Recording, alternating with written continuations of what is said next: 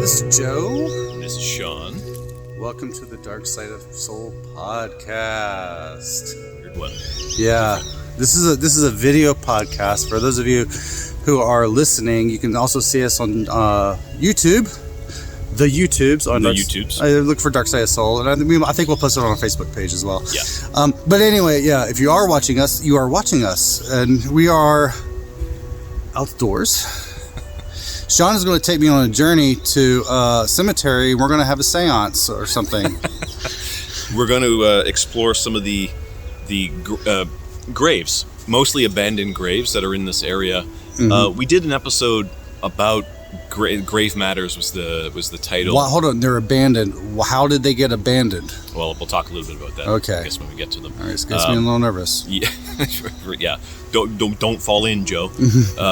So. Yeah, we're going to explore the area. So we had that episode, Grave Matters, where we talked about kind of the folklore and the customs, funerary customs and things like that, burial customs. But today, actually, we're going to explore graves. But these will mostly will be abandoned ones. And Joe's going to go hiking. How's that? Let's see if I survive. I'm so out of shape. Let's go. So here's something that you can find in the hills all around here. No, I don't mean litter. I mean trenches. In foxholes and the sort, because we are in the southern part of Paju, and this whole area is just full of these abandoned trenches and foxholes built post-Korean War. Here's another abandoned military installment, a foxhole. These are all over the hills here in the north as well. You can find them everywhere. It's pretty difficult to not find graves or something abandoned from the military around here. So, see more of these as well.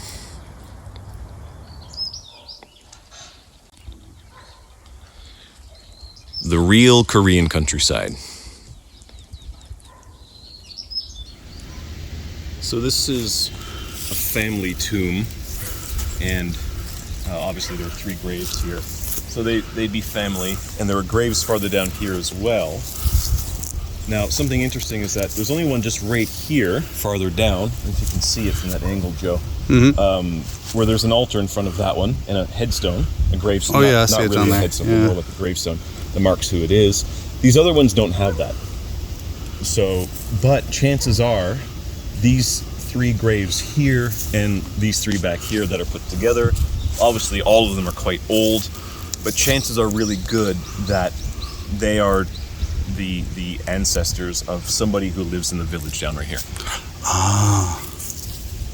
And these people have probably been living in this area for generations. So you can see one of the old hanok down there. It's kind of a very lackluster term because it's not really a hanok. It's more probably post-war hanok, so rough condition. The white one, all the windows are out of it. I don't know if you can zoom in on it. Yeah, it's, I can. It's abandoned.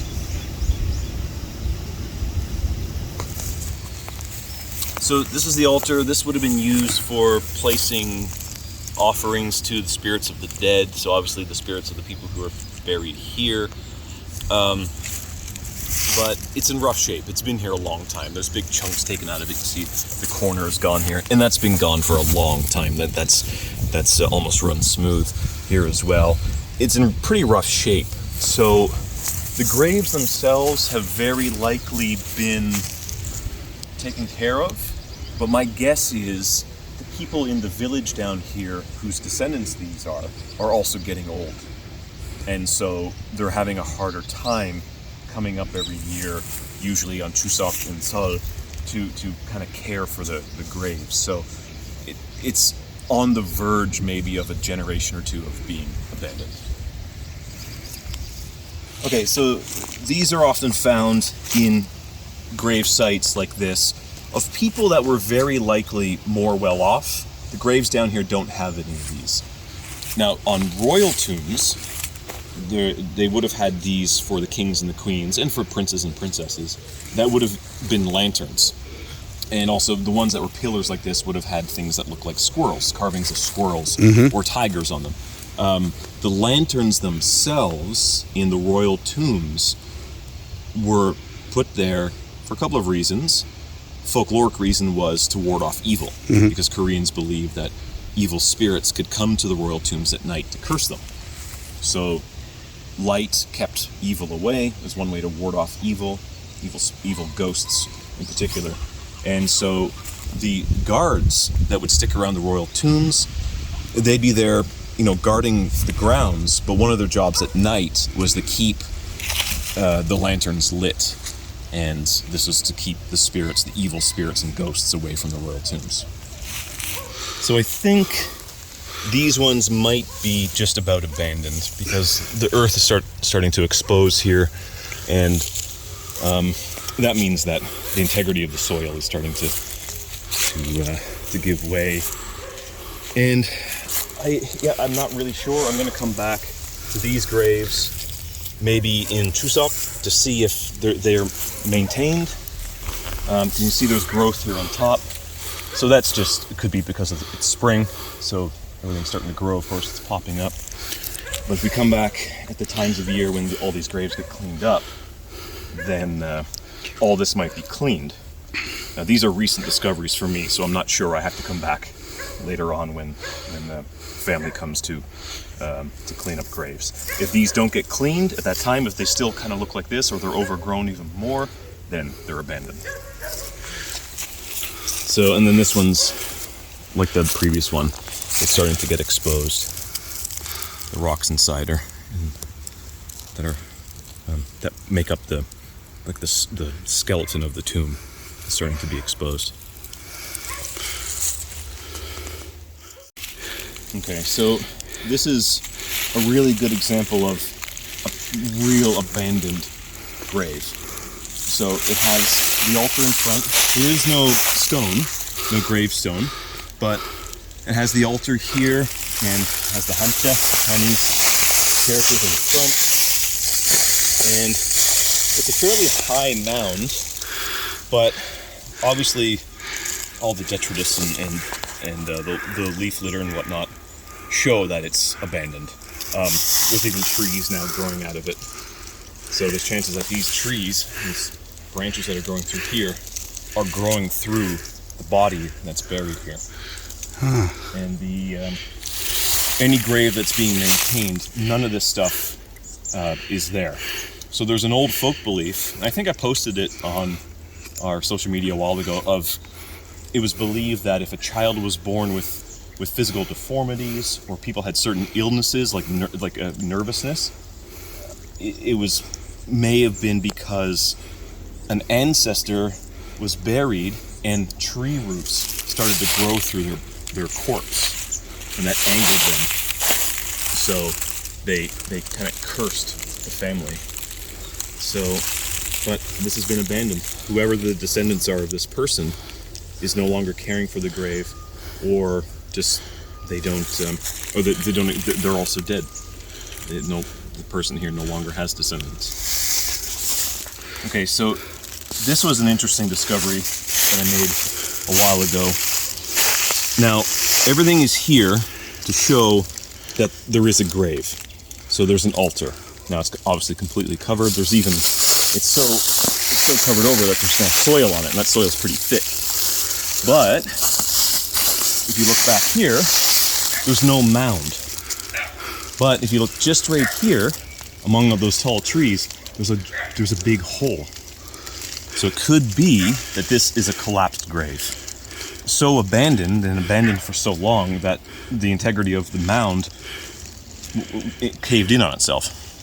And so this is one, probably, if it is a grave, and I do think it is, all the signs are here, this is the most abandoned grave. If there could be levels of abandonment for graves, this is the most abandoned grave I've ever found in Korea. So we can get a closer look. I was just saying to Joe too, one of the things that's kind of risky about this, if you find these abandoned graves, I've always wondered, you step through one, and because back there the ground was quite soft, right? Yeah. So I've always wondered, I wonder if I could fall through into some of these graves, these abandoned ones. But there it is there. You can get closer. Oh, that's it right there. Yeah. Oh, I see. So the mound, I'm sure, would have been just about here, which is just back from the altar. There was probably some other indication of this being a grave at some point in the past. But it's been, like I said, so abandoned that now it's just, I think it's collapsed in on itself. And it's still a grave, but the body doesn't have a mound anymore. It's just there underground and a lot closer to us now. Okay, I'm spooked. Let's go. Okay, so this here is an example of traditional burial mounds with Christianity. So this is Chewanil and Yinsun. So Chewanil. Oh my gosh, that was just 2 years ago. Yeah, and Chewanil. Almost exactly 2 years ago. Right. Oh yeah, yeah. And then the Chewanil. 3 years ago. Sorry, 3 years ago. Oh my gosh, how's our math? Chewanil is not dead yet. Oh well, we should be careful. So. Yeah. Actually, so, that's still pretty young. Yeah, and then this is a Bible verse.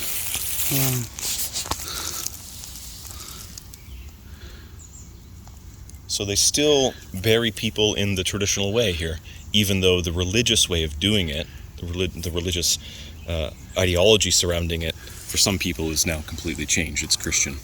Shipyeon. I wonder what book is Shipyeon. Shipyeon? I don't know. No idea. Yeah. Shipyeon, maybe Psalms? That's common, isn't it? That makes sense. Yeah. Because it doesn't sound like any of the ones named after people. Right, and she could be poetry. Psalm they're very poetic. Oh, right? That makes sense, yeah. And Psalms have a lot of verses. Right. Yeah. Yeah, and a little bit of a very non-PC Star Wars reference is these kind of remind me of the capital ships from Phantom Menace. with the retaining wall? Yeah. Around it? Or Klingon birds of prey.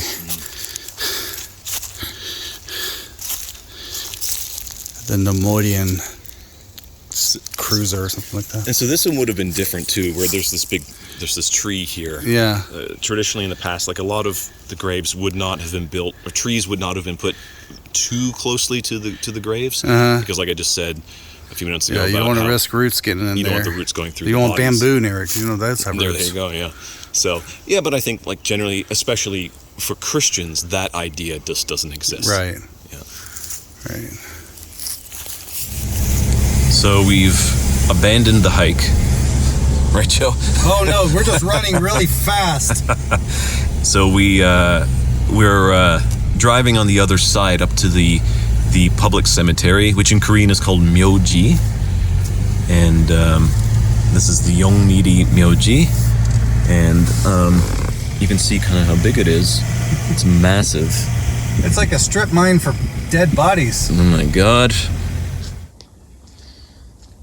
So we're now at the top of the Yongmiri Myoji. Myoji means public cemetery. Looking down on one section, you can see that these cherry blossom trees are still in full bloom.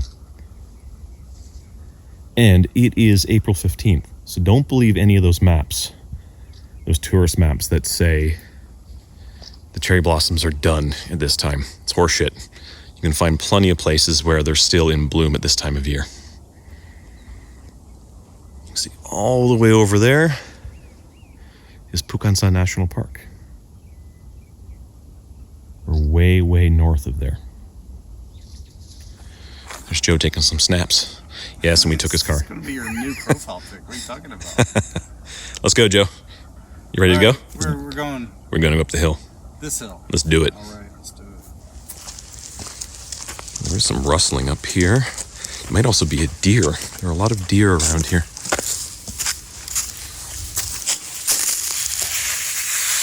I hope it's not a boar. No, it's a deer. Oh, wow, really? Yep.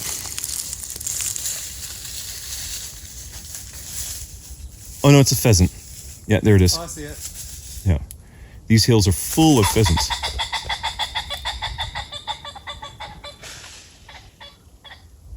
There you go. Huge. So these hills are full of pheasants. And I've been through here so many times. And you can be walking through, and you're walking around these old, often abandoned graves that are up through the woods and stuff. and then fucking bang, a big pheasant pops out of the woods right next to a grave. So you see something exploding out of what seems like out of the grave. So that's always fun. You all sound like the crypt keeper.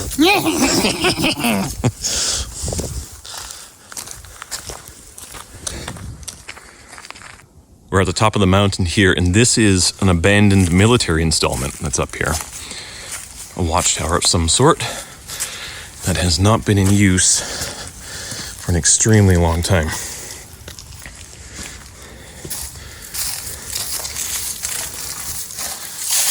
Except by this dude.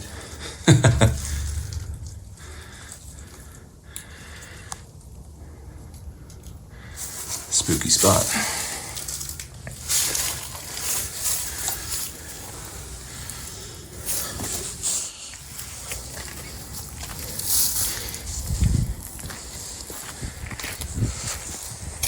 Oh my. Yeah, it's much better views than I have. From your place?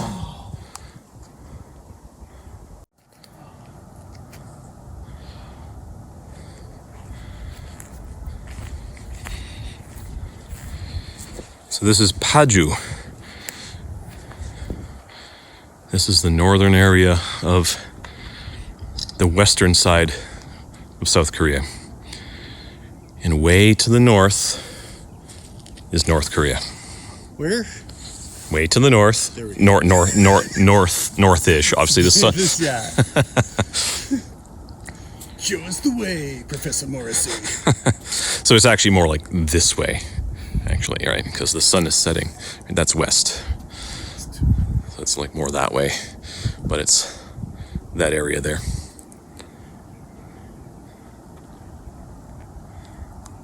Where are we, Joe? We're at this big structure. It looks like a military structure or something from the Blair Witch Project. So yeah, this would have been, I guess, where they parked their military vehicles. Ah, that's where it's a garage. Yeah. I'm trying to...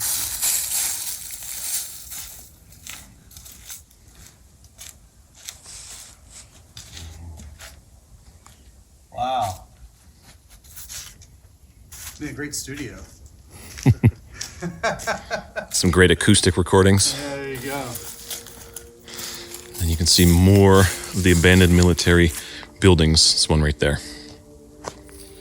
There's another abandoned, what I think was... Abandoned, or is it? Or is it? Dun, dun, dun.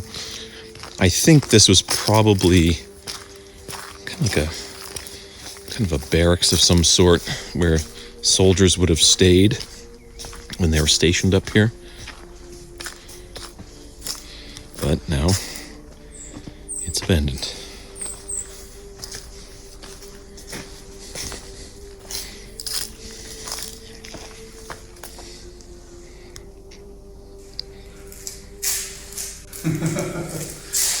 Oh my.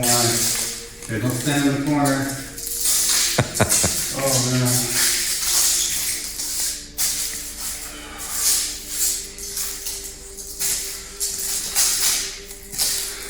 There's like a window here.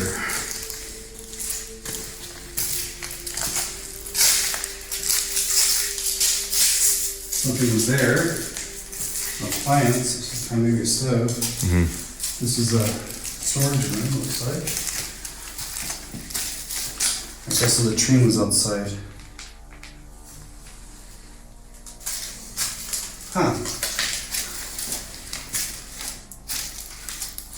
Wow. Yeah, it makes sense that this would be the kitchen and that's there. Mm-hmm. And this is the main room, and maybe I sleep in here.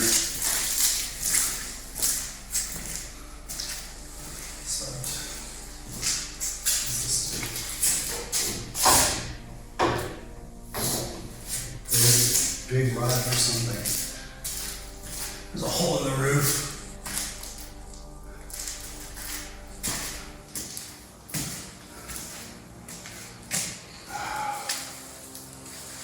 Wow, that's the stories this place must have.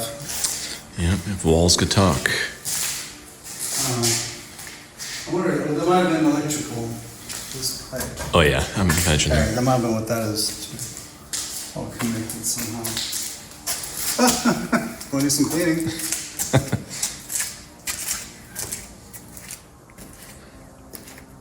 Wowzers. Okay, so we're in one section of the public cemetery. This is closer to one side here, and you can see that they've built. We're almost near the summit of the mountain. So we just came down from that. We just came from the summit where the military installments are, the abandoned military installments, and we're already into graves. So they have the graves pushed all the way up almost to the top of the mountain. There isn't a lot of room left, and I'm not sure how much farther. They do go up a little bit farther, and these are all relatively new. Mm-hmm. Now, a key thing, people may be thinking, why are graves in Korea up in the mountains? I think it's become traditional at this point, but in the past, they built graves in the mountains because they actively avoided arable land. They didn't want to build graves in areas where they would think, oh, maybe in the future I'll just put a farm there or a garden or something like that. So they would avoid places that could be used mostly for farming. But I thought it was for a great view, man. A great view for the dead. Yeah. Views of the dead. This is a great view we got over here. I'm not sure if it's conveying well on video. Yeah, so you see those lights across there. That's cemetery. Yeah, it's another cemetery down there. It's the valley of the dead. Valley of the Dead. The mountains of the dead.